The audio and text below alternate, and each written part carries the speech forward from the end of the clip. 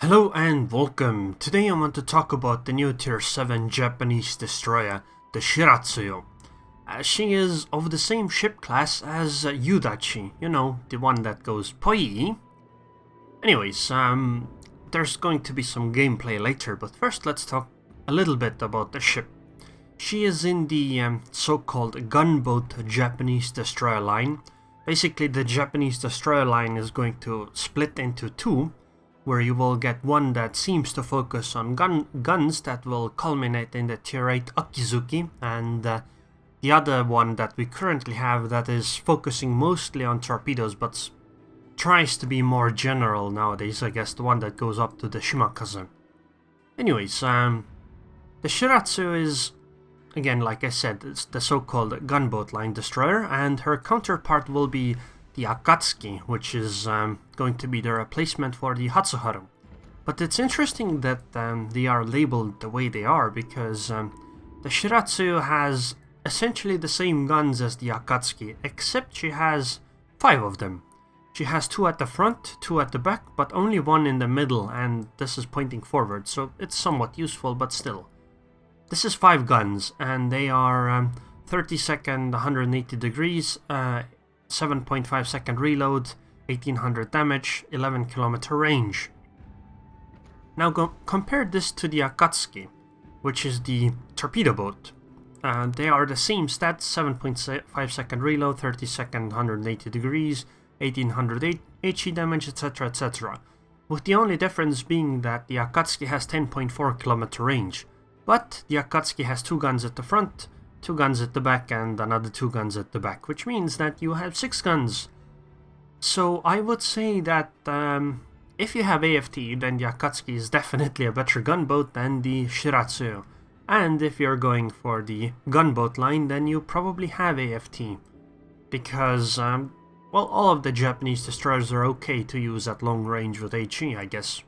So, yeah, I would say that the torpedo boat is the better gunboat. At Tier 7 anyway. And now this gets even better though, because the Akatsuki has 3x3 torpedoes with 76 second reload and 17,000 damage, 10 kilometers, etc, etc. The torpedoes themselves are the same between the Shiratsuyu and Akatsuki, but the Shiratsuyu has 2x4s, so she has 8 torpedoes, whereas the Akatsuki has 9. Shiratsuyu has 101 second reload. So you would say that the Akatsuki is a better torpedo boat? Yes. From this, yes, you would. However, the Shiratsuyu gets an extra consumable, which is the torpedo reload booster. And, well, this means that you can fire your torpedoes, then you use this consumable, and what happens is that your torpedoes are immediately reloaded again. So you can fire your torpedoes again, and this means you can put out 16 torpedoes at once. Yes, 16 at Tier 7, so you can put out more torpedoes than a Shimakaze can at Tier 10, which is very, very useful. If you add the numbers up though, like over a 10-minute period, then the Akatsuki is going to have slightly more torpedoes, like, I don't know, 3 more torpedoes or something in the water, but having 16 at once is a big deal, because you can cover a really large area, or at least put out like a really good net where it's difficult to dodge all of them. Much more than you can with like 3x3, because you have essentially an extra an extra launch of torpedoes, and on top of that you also have, you know, more of them. Quite many more of them. 7 in fact at once, so the alpha damage from a Shiratsuyu is going to be insane. So it's interesting because Shiratsuyu is supposed to be the gunboat, but she is the better torpedo boat than the Akatsuki, and the Akatsuki is supposed to be the torpedo boat, but she seems to be the better gunboat. Oh well, it is what it is. So, let's talk some more about the Shiratsuyu. She has some okay anti-air, way better than the Akatsuki. It's not very useful, but it's still okay. It's something like 59 damage per second total at 3.7 kilometers. This is with the AA range module, I believe. Her problem is that she's very slow, 34 knots, making her one of the slowest destroyers in the game, especially the higher tier ones, or middle tier ones, I guess. The Akatsuki is essentially a Fubuki, but she gets the 38 knots that Fubuki never did for some reason.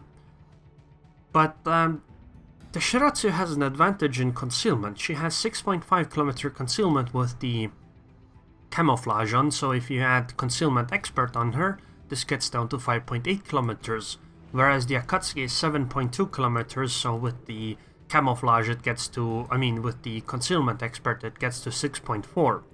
I feel that this is a bit of a problem for the Akatsuki because she, again, essentially was the old Fubuki, but she is moved to tier 7, so she loses the concealment module, which puts her at a fairly poor concealment, even with concealment expert, which you might not even have at tier 7.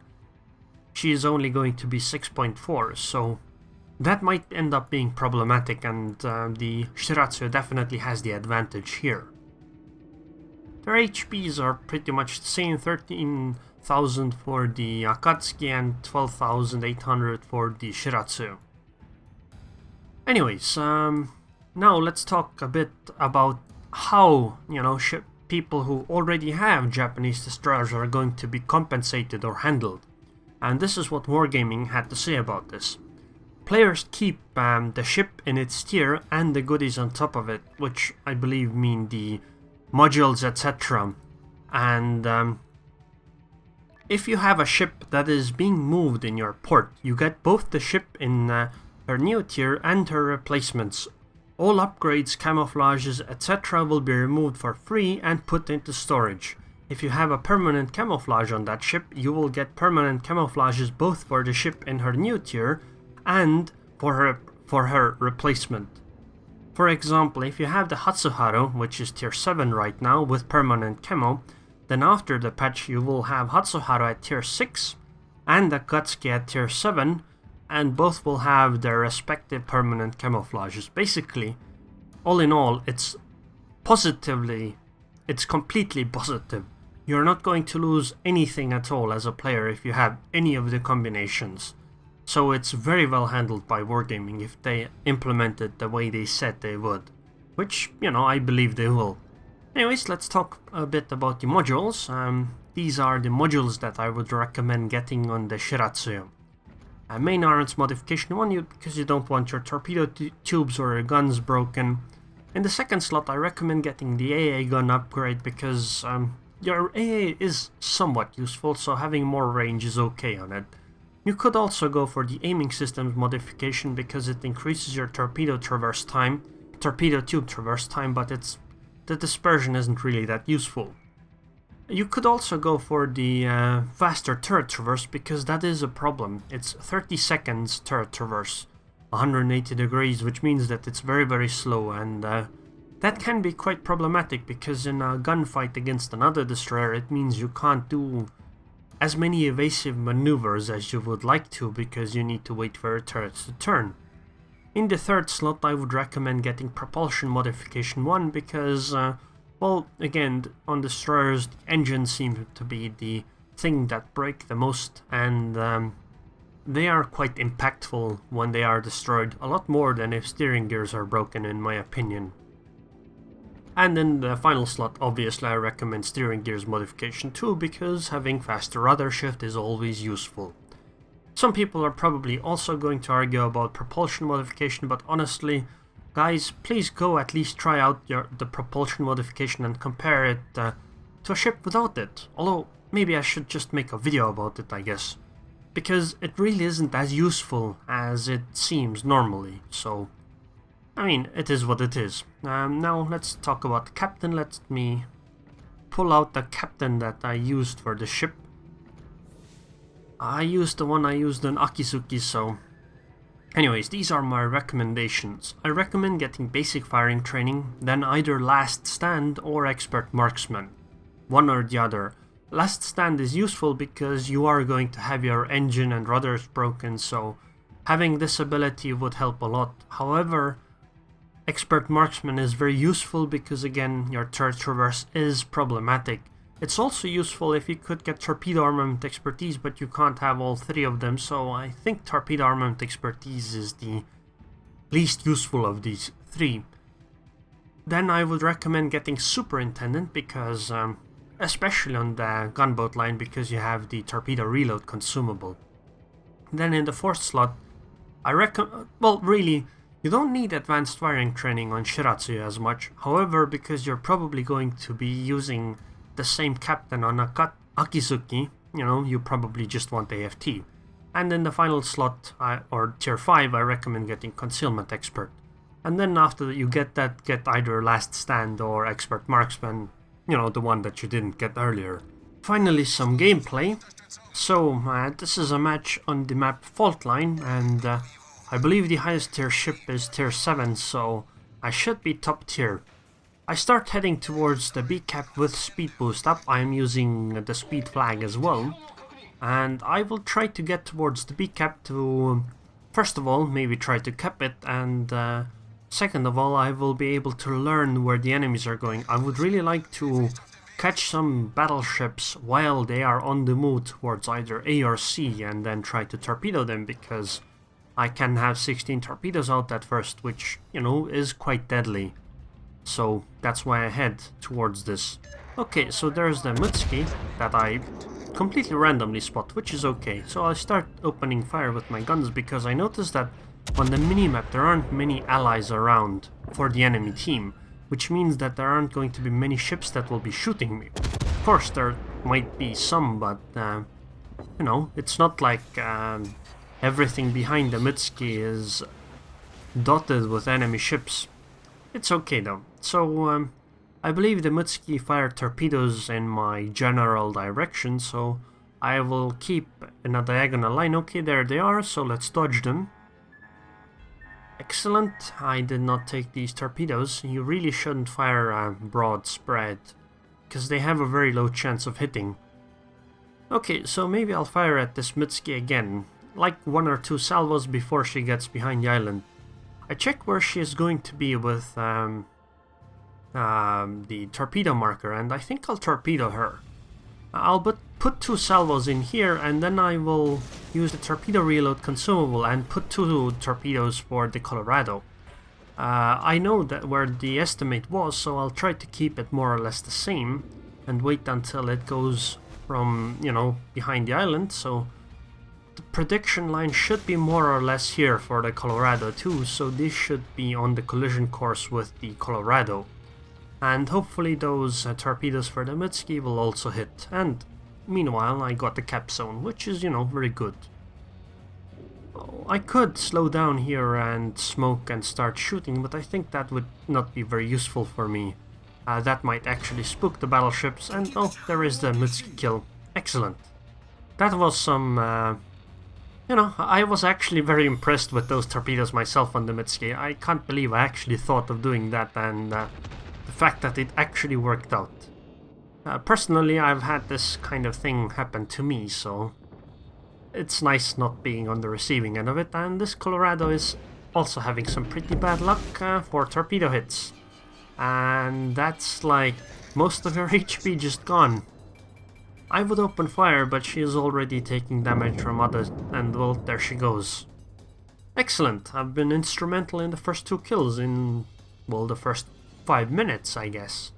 That's very, very useful. And I've also got the cap zone. I could go for the A cap, but I'm afraid that if I go for the A cap, I might not be able to take it, and instead force myself too hard into the A cap, because they have 3 ships over there, and if I go over there, I might not be that useful, because the ships would be moving away from me, more or less, which means that I might have to chase them, and actually being a torpedo ship that chases someone is not that useful, because basically the easiest way to dodge torpedoes is just run away from the source of the torpedoes, and you will dodge almost all of them every single time, because it's very difficult to fire torpedoes at somebody running away from you.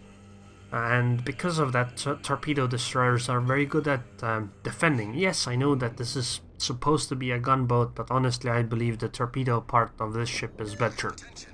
I was thinking of helping that New Mexico, but it seems the New Mexico was able to dodge all the Farragut's torpedoes, so I believe the New Mexico is going to pick off the Farragut easily. I will try stopping these guys that will eventually start coming from the sea cap, because they have 1, 2, 3, 4, 5 ships over there, and they will probably start pushing towards the big cap. And like I said, having torpedo destroyers be on the defensive is very useful. So I'll try focusing on this König, but because she's playing with WASD, mainly, you know, the S key right now, it's difficult to estimate how I should aim, because if I go along with the current predictor and she suddenly starts speeding up, they will all miss, so I'll just wait and see. Also, on the aspect of running away from torpedoes and doing, you know, unexpected things, it actually annoys me about this game, because when torpedo destroyers are very good at defense, it means that they need enemies to actually attack something that is of worth. It seems the König is coming towards me, so I aim with this kind of prediction. I will use the consumable in a moment and put 2 more salvos into the water, but this time, because she appears to be turning, I will lead a lot to the side. But anyways, basically the problem I have is that ships or rather players, don't care about objectives, even if they lose the game. And this is a really big problem, because you would think that if your team puts yourself into a good position and then starts defending that position, that you could use things like torpedo destroyers, which are very good at defense, to your advantage, because, you know, the enemy has to push into you, which gives your team an advantage. However, I've noticed that in random battles, people just don't give a damn. They will go, oh, there's destroyers there, well, I guess I'm not going over there, I'm not gonna take the risk of dying. I don't care that we lose the game, I'm just not gonna take that risk, and it's really problematic, because if an enemy's running away, a torpedo destroyer just cannot force things, and that is really problematic. Because if they run away, you can't do anything to them, or at least nothing substantial. Sure, they might lose the game, but you don't get rewarded that much for winning, you get rewarded for dealing damage, etc, etc. Also, apparently our carrier has died, which is incredibly annoying, because now all of these planes will be focusing on me and spotting me. And that's another thorn in the side of torpedo destroyers, because all of my torpedoes will be immediately spotted once I fire them. Sure, I'm spotted and they can fire at me, but I don't really care that much about it. What bothers me more is the fact that I cannot fire torpedoes. I know that there's a Belfast in that smoke, but I'll try not to go there, and since I'm spotted anyway, I might as well fire my guns. I tried doing some evasive maneuvers to make the job of dropping dive bombs on me a bit more annoying, but I don't think that's going to make much of a difference. I also asked the carrier how his ship died. I don't really, care how it happened. I want the carrier to know how it happened, and I want the carrier to understand what he should have done differently, or at least have an idea on what he should have done differently. It seems the carrier is trying to strike me with torpedo bombers, so I'll do some dodging here. This should be fairly easy. I'll turn in, and easy. Okay, so second one is coming. That should be fairly easy too, because I know that it's a maximum of 1 squadron now. I obviously switch AA targets, but, I don't expect much here. My worry is the Belfast, actually. Okay, so I can't keep turning the way I am, so I need to turn the other way. And I'll start slowing down and use smoke, because I believe the Belfast is going to be problematic. The Belfast is going to probably radar here, however, I will simply sit inside the smoke and hope for the best. Because if I go outside of the smoke, I will be perma-spotted anyway, so my only chance really is to try to utilize the smoke. I know that my torps are spotted, but I might as well fire them anyway, since I can't really do much else. I can't see any of the enemies, because the only thing left is 1 cruiser on my team, and that is problematic. And, well, I managed to survive the actual radar here. Sure, I'm on fire and I'm very low HP, but I should be able to damage on it immediately. Hopefully these blind salvos don't kill me. Which is good. Okay, so I think I'm gonna use the consumable right now that it's up, and drop another torpedo salvo here. Okay, so I know more or less where the Belfast is, like right there, so I'll try to lead blindly. I don't quite know for certain, and it seems one of my torps actually hit the Fuso, which is very good. And it seems the Fuso is gonna probably use Damekon here, because she is planning why use it, and now I'm gonna try to run away. And I'll try to keep... Okay, so the Belfast is over there, I know, because the torpedo hit. I'll try to keep the smoke in between, but unfortunately, plane spotted me. The Fuso has repaired her flooding, so I'll just fire HE in the hopes that maybe I'll get the fire, and that could add some extra damage, which would be nice. And there she goes. Unfortunately, the torps that hit didn't quite kill the Belfast, but it's okay, I did some damage. And now that should be a runaway fire, so unless this Haguro dies very soon, I should deal some extra damage. But anyways, on the topic of the carrier, basically I want the carrier to understand how she died and how she could have survived better. If you look at the minimap, you can see where the carrier died, which is like right in front the island you can see. And that's a really poor position for a carrier in my opinion, because it opens you up, well, to fire from the enemy side of the map, and it opens you up for firing from the A-cap, and it seems that the way that our carrier died is that some people pushed through A, which opened the carrier up for firing, and the enemy carrier also struck our carrier, so the combination of those two things ended up killing our carrier, which is really unfortunate, because I don't really expect the carrier to be able to, you know, win air supremacy or something. It is still nice that we would have had another target with planes in the air that would have stopped the enemy carrier from hugging me, but I guess it's okay. The main thing is that I just want the carrier to know that, you know, how he could do better. And it's not really something I can tell her, it's something that she has to figure out herself. Because I know from my own experience that sometimes you just die as a carrier, and it's really unfortunate for the team, but you can't always survive everything. The most important part is to understand how to improve in that regard. But anyways, we already know how this game is going to end. It's a 1 versus 6, so we might as well just jump to the end. And that's some planes incoming. These should drop from the side, and that should probably end the game. Come on now, area. Don't let me down so much. Yes, fire torpedoes the moment you're gonna die. Oh well, whatever. Unfortunately it was a loss, but that's okay. I still had an okay game. I had a great game. 118,000 damage, 9 torpedo hits, 2 ships destroyed, 1 solo cap, 24 shell hits, 368,000 credits. That's a really good game for a tier 7 destroyer. And almost 1400 base experience in a loss. The enemy Belfast played really well. Although I almost killed her, you know, she still played incredibly well. 2600 base experience.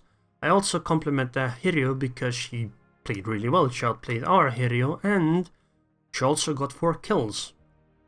Sure, she failed her drops on me and all that, but, you know, she still did well. I also compliment the Hiryu because from the chat I could tell that, you know, she recognized the mistakes and was actually receptive to criticism, which is a really good trait. And she might be bottom of the tier, but she, you know, kind of got unlucky, because look at the enemy team.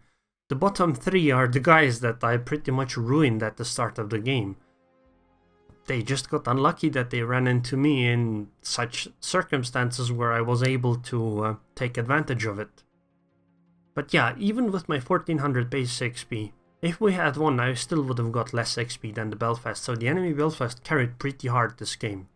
And this is how my damage went. 92,000 from torpedoes, 12,000 from fires, 8,000 from flooding, and some pitiful 6,000 from HE. That first torpedo salvos, those were just really beautiful. Those were just really nice. That's why I mostly wanted to share this video. And because it's one of the few games I actually had that went nicely. Because again, torpedo destroyers have a hard time actually forcing things, so if enemies run away, even if they lose, you can't do much about it. Sure, you'll win, but the results are still going to be poor. Also notice how most of our team is below 500 base XP. I guess that's a big problem why we lost. Anyways, I really like the new tier 6 and 7 torpedo destroyers, and I also like the gunboat destroyers of the Japanese line. I don't really like the new tier 8 one, which is going to be the Kagero, but it is what it is. Anyways, I would like to thank the Patreons on Patreon now. Thank you very much for your continued support, Seboimoso, and I hope I see you guys next time.